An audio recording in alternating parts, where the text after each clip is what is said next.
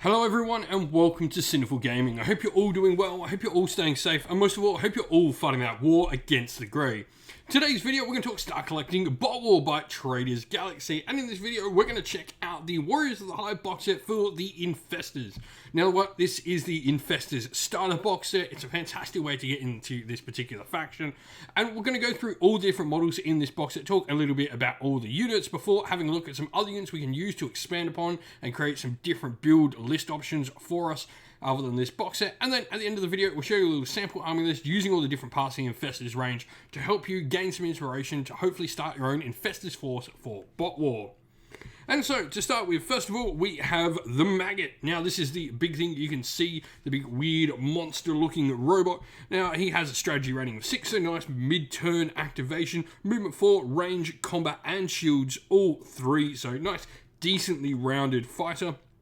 You've got 7 wounds in there. You do have the Armored Might super ability for the model, which is really fun. Not a lot of your fighters in this do have some of the more martial abilities, so having the Maggot in your force can be really, really useful. Now, you've also got Host, which is really fun. So what this is going to allow you to do is effectively store some of your symbiote models, and we'll talk about them in just a second.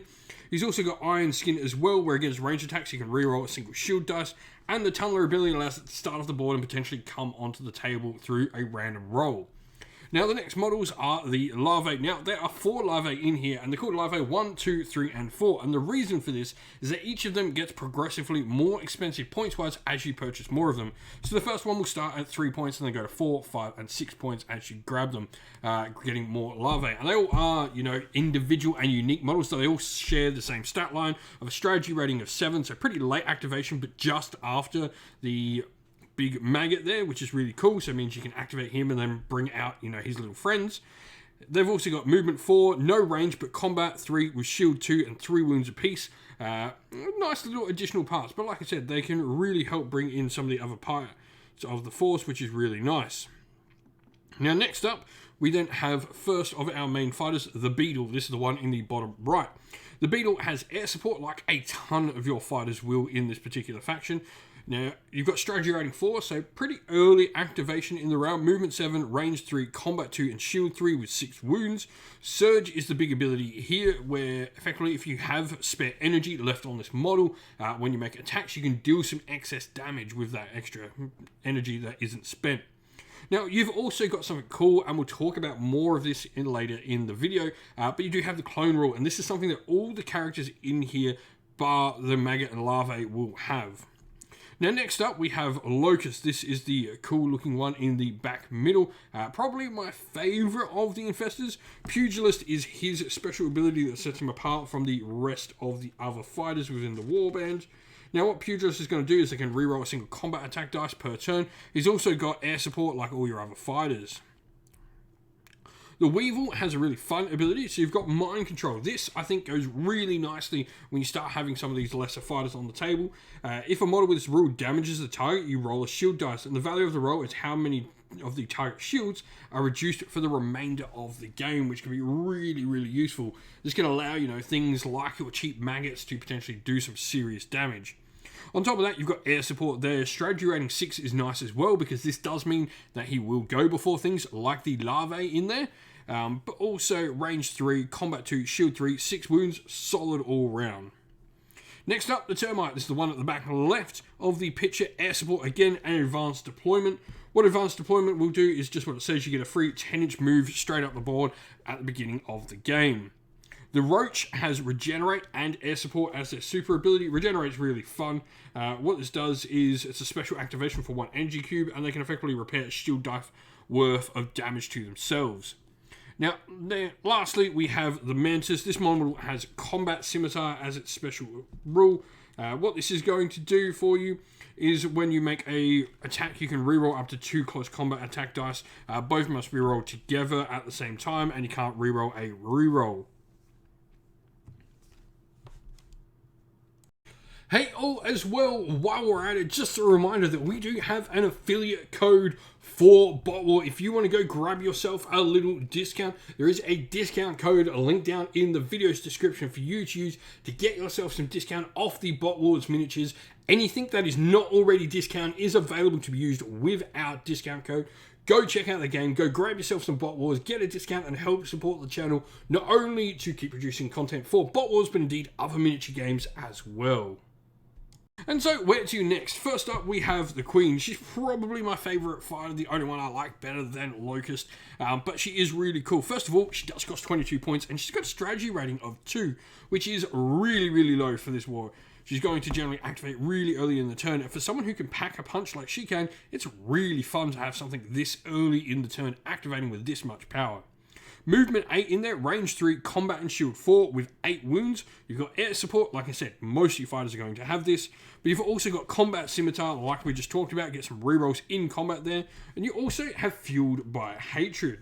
Now, this is a really fun special rule. What this does is you roll a red shield dice at the start of each power-up phase, and this is how many additional energy cubes are added to this model's pool.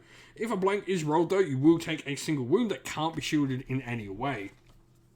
Other than this though, she adds 2, she can be a really, really powerful fighter, and with that early activation can do some serious damage. We then have the Swarm.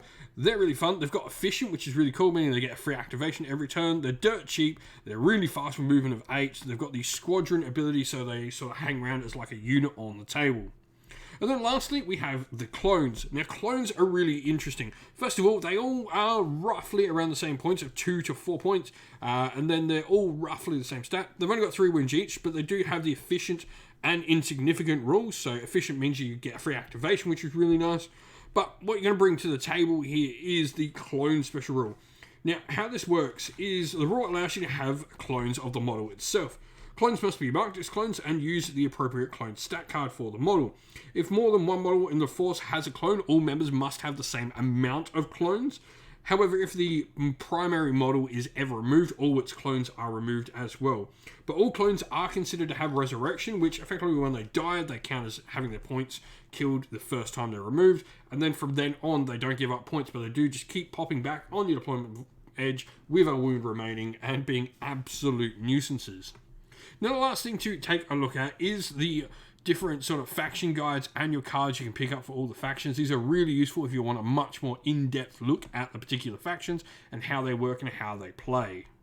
And so here we have our sample army list for the Infesters. Now, we've got quite a few bots here. We have 11 models in the force, which is slightly higher than what I would consider an average sort of force, but that is because we do have a few of the cool sort of lesser bots or creatures that the Infesters have in here. We do have the big lady herself, though, leading the force, the Queen in there, and we've also got Maggot as well, with 2 of the larvae, obviously getting Larvae 1 and Larvae 2 for the 2 cheapest ones to fit in the force. There's no reason to pay more points. Then we do have 2 of the sort of Infesters main fighters. We have Weevil and we have Roach. Weevil, for me, his ability with mind control is just so good with this force. What it can do and drag down your opponent's shielding to allow things like the clones and like the larvae there to do some serious damage if your opponent's not getting shield dice can be really, really useful. Now, we've also got Roach in there as well. Roach has his regenerate ability, so it's really hard to sort of get rid of. If your opponent fails to do it, he will just keep healing himself. And this, combined with the fact we do have 4 clones in the force, 2 of each Roach and Weevil, for me, this just creates, some really annoying scenarios for your opponent where they have to keep trying to kill things that just won't stay down. We've also got the Swarm in there as well. I think this is just another nice little fast fighter to bring in 5 points. Easy to sort of fill in that last sort of gap there as well. And will provide you, with another thing that's really going to make use of Weevil's ability to do mind control. Now, this is 48 damage on the table, which is pretty high. And energy looks low. 19 for 11 models. That seriously does look low, but you've got to remember that a bunch of models within this force do have the ability to just generate free activations every turn. So realistically, there's a lot more energy than what appears there. Plus the Queen has her fueled by hatred, so she's going to generate extra energy for herself as well. There's just going to be a ton of energy that isn't really in the numbers or the raw numbers as you would work it out like this. But with that said, if you've got some ideas on how to build an Infesters force, if you play Infesters for Bot Wars, if you've got some wants to play Infesters in Bot Wars, let us know your thoughts down in the comments below. And so that is the end of the video. We hope you all enjoyed it. If you did, please don't forget to leave a like, subscribe, and comment down below, letting us know what you enjoyed about the video. Also, if you'd like to come chat more with me and other members of our great little community here at Sinful Gaming, we have a Discord server linked down in the video's description. Also, if you'd like to help support the channel, you can do so by one of the following ways, either by going to our Patreon or YouTube members, which are linked down in the video's description, grabbing yourself some merch from Teespring or Ko-fi stores, also linked down in the video's description, or by helping us by purchasing something through one of our channel sponsors with our discount codes, again, linked in the video's description. Now, as a special thank you to all our supporters, we'd like to give a shout out to all our Patreons and YouTube members. So thank you to our Patreons, Christian Weir, Soren, Candy Lyle, Alderan Shot First, Andrew Bowen, Cure Dynamic, JJ Austrian, Average Wargamer, Dovemere, Mark Harvey, James Cater, Benjamin Swallows, Redmine, Iron Grinch, Colblind Magic, Grimscold, and Andy C. And to our YouTube members, Green Roots Gaming, Ronya, Lockloric, The Johnny 84, Broken Chef, Ariana Edwards, Revenar, Pink Nico Fire, Robin Mankiller, Monty Tabletop Terrain, Davis Weird, James Tillman, Gargamel196, Disco, and John Castle. A special thanks as well to Lady Witchfox Art, who does all the amazing artwork for the channel, and indeed to everyone who helps not only run our Discord, the Facebook groups we run as well, but also comes, joins, and plays in the games on the channel that you see as well. Thank you all once again for watching, everyone. Don't forget to like, subscribe, comment down below, stay safe, stay well, and most of all, keep fighting that war against the grey. Ciao for now.